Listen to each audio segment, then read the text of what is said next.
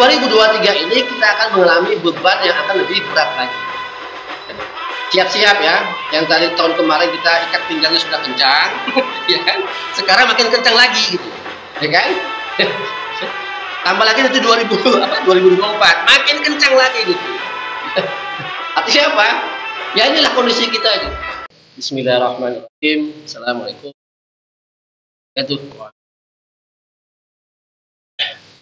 Alhamdulillah, alhamdulillahirobbilalamin, wassalatu wassalamu ala sayyidil mursalin.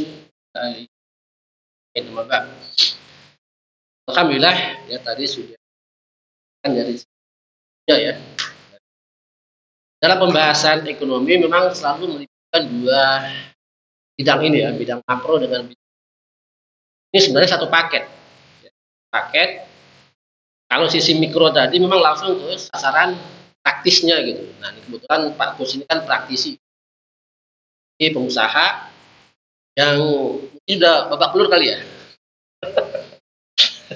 Dihantam Covid ya kan? Ngalamin babak belur ya kan gitu. Nah, saya juga sama. Saya juga punya usaha yang nggak beda jauh dari seperti itu. Artinya apa saudara sekalian, kalau ditanya apakah proyeksi ekonomi Indonesia ini selama 2023 ini seperti apa gitu. Namanya proyeksi ya. Berarti apa? Berdasarkan pengalaman sebelumnya kan gitu kan. Artinya apa? Seseorang untuk melakukan proyeksi dia harus punya apa? Landasan ya, argumentasi untuk melakukan proyeksinya gitu. Kalau tadi dari sisi mikronya itu argumentasi dari sisi apa? Praktisnya gitu. Kalau dari segi makro, nah kita harus berpikiran secara holistik ya, dan secara integral gitu. Artinya apa? Ekonomi Indonesia ini sebenarnya menggunakan basis ideologi apa gitu. Nah, ini kan pertanyaan paling mendasar ini. Ya.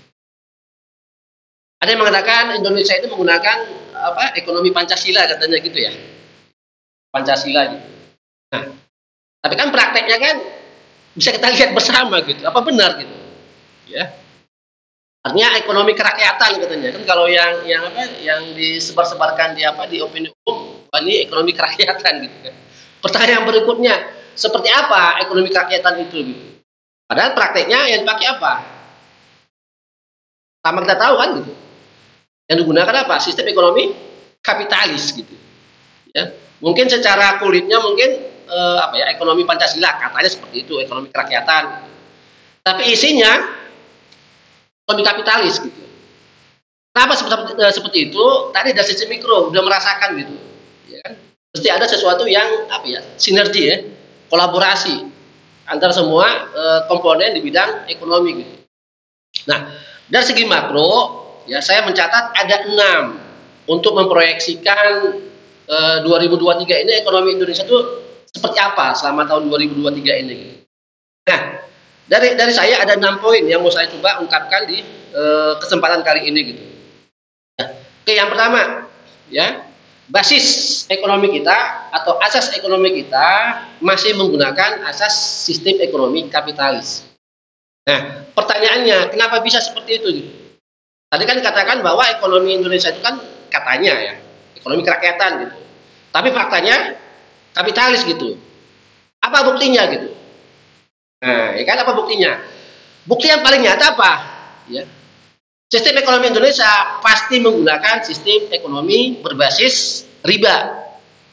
Ada yang tidak sepakat dengan ini? Ya. Kenapa saya katakan seperti itu gitu? Ya. Semua pengusaha ya pasti akan memperhitungkan proyeknya kalau suku bunga dari Bank Indonesia naik turun. Benar nggak Pak ya? Artinya apa? Kalau suku bunga dari Bank Indonesia naik, nah itu udah mulailah ketar-ketir pengusaha ini. Ya, artinya apa?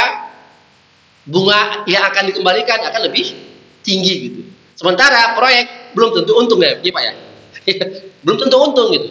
Nah, sementara kalau bunganya diturunkan, ya, artinya apa? Proyeknya apa? Tetap saja menggunakan bunga, cuma angkanya di level mana dulu yang digunakan gitu. Tidak ada bunga dari Bank Indonesia itu 0%, nggak ada, ya kan? Nah, artinya apa? Inilah ciri khas sistem ekonomi yang berbasis kapitalis gitu, berbasis riba gitu. Kalau kata kerennya siapa ya? Bunga katanya kan, interest. Gitu. Nah sejatinya bukan gitu. Nah itu yang pertama yang paling mendasar, ya, poin pertama. Nah poin kedua, ya proyeksi di 2023 ekonomi Indonesia kita melihat rupiah semakin melemah. Tahun kemarin masih di angka berapa ya? 14.000 per dolar. Sekarang naik lagi ke range 15.000. Sudah mendekati limit berapa? 16.000 sedikit lagi gitu. Nah, artinya apa? Dari tahun kemarin ke tahun ini itu naik. Secara angka ya. Angka naik, tapi secara nilai turun sebenarnya. Ya kan? Buktinya apa? Nah, cobalah. Kalau tahun 2000 ya, kita 20 tahun yang lalu, kalau kita belanja 100.000, kira-kira banyak nggak keranjang kita isinya tuh, plastik yang kita bawa? Penuh kan? 100.000 tahun 2000. Sekarang kalau kita belanja dengan nilai yang sama, kira-kira kantong plastik kita penuh nggak? Paling separuh kan? Itu artinya apa? Nilai rupiah makin turun, walaupun angkanya sama. Benar kan? Kenapa? Kurs rupiahnya melemah. Nah, itu menunjukkan apa? Ekonomi kita apa dalam kondisi baik-baik saja? Ya tidak gitu. Ya. Oke, itu poin yang kedua. Nah, poin yang ketiga, ya, pertumbuhan ekonomi Indonesia. Nah, kemarin pemerintah dengan bangganya mengatakan di kisaran 5% gitu kan. Oke, baiklah 5% gitu, 5% sekian gitu kan. Nah, pertanyaan berikutnya, pertumbuhan ekonomi yang 5% tadi itu berasal dari pertumbuhan yang sektor mana gitu? Apakah sektor real? Tadi sektor real udah mengaku babak belur, ya kan? Artinya apa? 5% tadi kalau kita detailkan lebih rinci, apakah berasal dari sektor real? Ternyata tidak. Ternyata 5% tadi itu kebanyakan ditopang apa? Eksploitasi sumber daya alam Indonesia yang begitu melimpah. Ya, tahun kemarin harga batu bara berapa? Tembus 300 dolar per ton. Yang padahal sebelumnya belum pernah sejarahnya sampai ratusan dolar seperti itu. Paling di bawah 100 dolar. Artinya apa? Ya kan? Volume batu bara Indonesia ini kan pengekspor terbesar juga di dunia gitu. Artinya apa? Pemilik-pemilik tambang batu bara panen besar kan dengan harga segitu gitu. Nah, pertanyaan berikutnya, berapa orang sih yang punya tambang batu bara? Kebanyakan apa? Korporasi yang mempunyai apa? Tambang batu bara yang besar-besar. Kalau rakyat paling apa? Tambang-tambang kecil kan gitu kan, jomblang. Nah, artinya apa? 5% tadi kalau dari sektor batu bara kita lihat apanya? Proyeksinya gitu. Yang menikmati pertumbuhan 5% tadi ternyata apa? Hanya segelintir orang. Sementara mayoritas masyarakat itu adalah pelaku UKM, ya kan? Pengusaha-pengusaha besar yang menguasai tambang, ya sebut kalian namanya misalnya apa? Bumi Resource, apa lagi tuh? Perusahaan-perusahaan besar itu yang menguasai pangsa pasar batu bara Indonesia ini. Nah, itu baru batu bara. Nah, kemarin kasus apa? CPO, ya kan? Sampai harga minyak goreng naik gitu kan? Sampai emak-emak menjerit gitu. Kan? Harga naik yang menikmati siapa? Produsen minyak gitu kan, minyak goreng gitu. Tapi apa? Di sisi retail babak belur kan, harga tinggi masyarakat tidak mau beli kan gitu kan. Artinya apa saudara sekalian? Itu baru dua komoditi yang secara kasat mata itu menghasilkan apa? Pundi-pundi materi uang sangat besar bagi pengusaha-pengusaha di sektor batu bara dan kelapa sawit sebagai penghasil minyak goreng gitu. Nah, itu kan yang ketiga, ya. Yang keempat, ya. Baru kemarin ya kita menyaksikan bagaimana ya tenaga kerja asal Cina ya bentrok dengan tenaga kerja asal Indonesia di Sulawesi di pabrik nikel, ya kan, sampai ada yang tewas gitu kan. Ini artinya apa saudara sekalian? Ya kan? Artinya apa? Terjadi perebutan apa? Kerja. TK asing masuk ke Indonesia, produksi Indonesia, sementara Indonesia pengangguran banyak. Benar kan? Pengangguran banyak tapi kok mendatangkan tenaga kerja asing gitu. Artinya apa?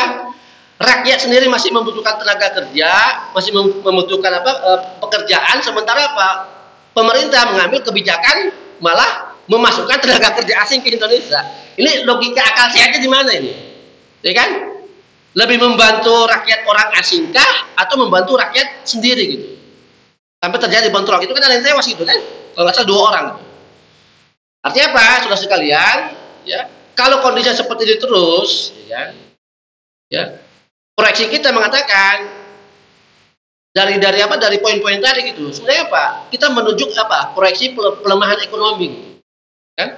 Jadi pertumbuhan tadi yang katanya 5% itu sebenarnya pertumbuhan semu, gitu. Hanya ditopang oleh pemain-pemain besar. Gitu. Nah, itu contoh tadi yang apa ya? Yang terkait dengan sumber daya alam yang begitu banyak di Indonesia, tapi dikuasai oleh segelintir kelompok. Gitu. Nah, kita lihat bagaimana kasus yang kemarin antara TKA asal Cina dengan Indonesia. Gitu. Yang dieksploitasi apa? Nikel, tambang nikel gitu. Ya, ternyata apa? Cina menguasai 90% itu. Ya, saham di pabrik tersebut gitu. Ya, wajarlah mereka meminta ya kan? Ya, karena mereka menganggap modalnya dari Cina, berarti apa? Tenaga kerja juga harus dominasi dari Cina. Padahal nikelnya milik Indonesia gitu. Ya, artinya apa? Kita terjajah di negeri sendiri gitu. Ya, padahal tambang nikel itu berada dalam teritori Indonesia gitu. Tapi yang menikmatinya adalah justru dari apa? Luar negeri gitu. Ini menunjukkan apa? Ketidakadilan. Ya. Nah, kenapa bisa seperti itu? Ya karena apa? Kebijakan pemerintah mensahkan apa? Undang-undang Cipta Kerja yang kemarin baru disahkan itu. Ya. Mestinya apa? Undang-undang yang memihak kepada kepentingan rakyat. Ya. Tapi faktanya apa? Undang-undang tersebut lebih condong kepada para pemilik modal. Oke, berikutnya poin kelima. Ya.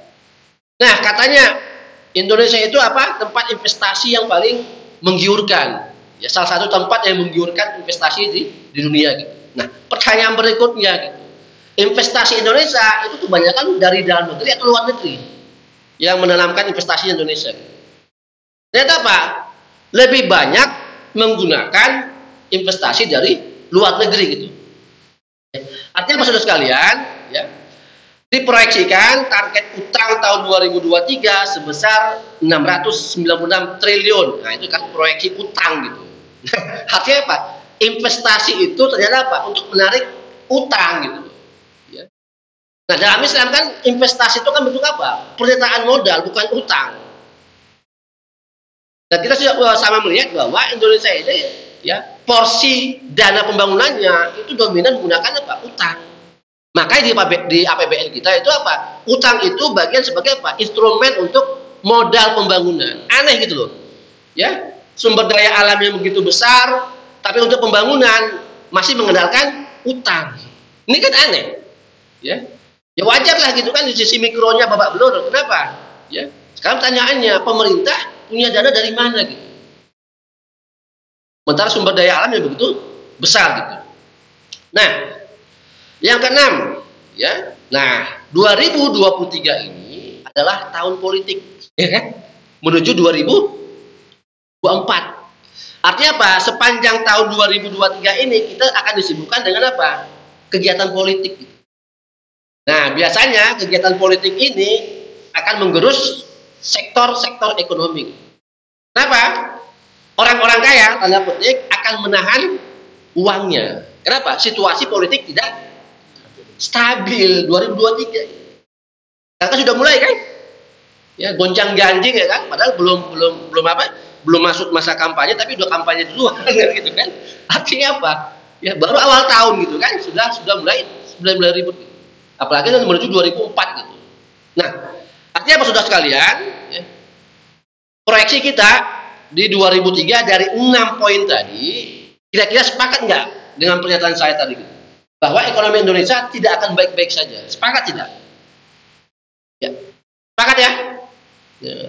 Mana Pak Gus? Sepakat? Sepakat ya. Ya, ini kan pelaku ya kan gitu kan? Pasti 6 poin ini akan menyangkut ke sektor real gitu, ya kan? Nah, artinya saudara sekalian, itu proyeksi berdasarkan apa? Fakta yang kita ungkap. Nah, sekarang kita lihat bagaimana Islam menilai proyeksi ekonomi. Kira-kira dasarnya apa? Kalau kita melihat apa sudut pandangnya menggunakan ekonomi Islam, apakah proyeksi ekonomi 2003 tadi yang kita prediksikan tadi melemah, ya kan? Dari sudut pandang Islam kira-kira gimana? Ya, oke. Kalau dari sisi Islam dari 6 poin tadi, nah kita lihat, ya kan?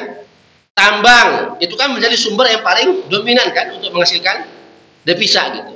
Nah, pertanyaan berikutnya, bagaimana status tambang dalam Islam? Apakah boleh individu atau swasta menguasai tambang?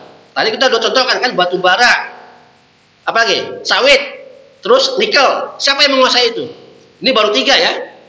Ya, karena ini yang paling apa? Paling bermasalah sekarang ya kan. Artinya apa? 3 komoditas yang begitu luar biasa tadi ternyata apa? Dikuasai oleh segelintir kelompok saja. Terus bagaimana Islam memandang 3 ini gitu? Nah, dalam hadis riwayat Ahmad disebutkan bahwa apa? Ya, manusia itu berserikat dalam 3 hal. Ya, pertama apa? Padang gembala. Ya, artinya apa itu? Bisa dianalogikan dengan apa? Hutan. Yang kedua, air. Ya kan? Yang ketiga apa? Energi atau api kalau dalam bahasa apa ya, bahasa Arabnya itu disebutkan nar. Jadi ya, an-nasu suraka upisalasi wal kalai wanar wal kalai. Artinya apa saudara sekalian? Dari 3 komunitas tadi, ya kita bisa melihat bahwa penguasaan sektor-sektor yang begitu penting tadi itu bukan apa ya istilahnya ya, bukan pemerintah yang menguasai secara total atau mengelolanya, tapi apa? Diserahkan kepada pihak swasta. Ya, swasta sih senang-senang aja gitu kan. Deposit yang begitu besar itu dikuasai oleh mereka gitu. Ya. Nah, artinya apa saudara sekalian? Pemerataan ekonomi di sektor yang 3 tadi, ya, yang kepemilikan tadi itu kan statusnya dalam Islam pemilikan umum, bukan pemilikan individu. Tapi oleh rejim kebijakannya dengan undang-undang cipta kerja sekarang itu justru memberikan pintu lebar kepada para pengusaha-pengusaha kelas besar untuk bisa mengeksploitasi 3 kategori sumber daya alam tadi gitu. Ya. Air misalnya, siapa sih yang nggak apa yang menguasai air Indonesia ini gitu kan? Mulai dari PDAM misalnya, terus apa minuman-minuman mineral itu kan kebanyakan swasta yang menguasai gitu. Terus hutan, tadi udah kita bahas dari sisi apa? Sawitnya gitu. Berjuta-juta hektar hutan dikonversi menjadi kebun sawit. Siapa yang punya? Apakah rakyat? Kan tidak. Nah, berikutnya lagi terkait dengan energi gitu. Nah, tadi tambang batu bara, siapa yang menguasai? Mereka kan gitu kan? Mereka yang punya modal besar tadi gitu. Artinya apa saudara sekalian? Dari paparan tersebut tadi ya, hadis yang kita angkat itu kan baru 1 gitu. Ya.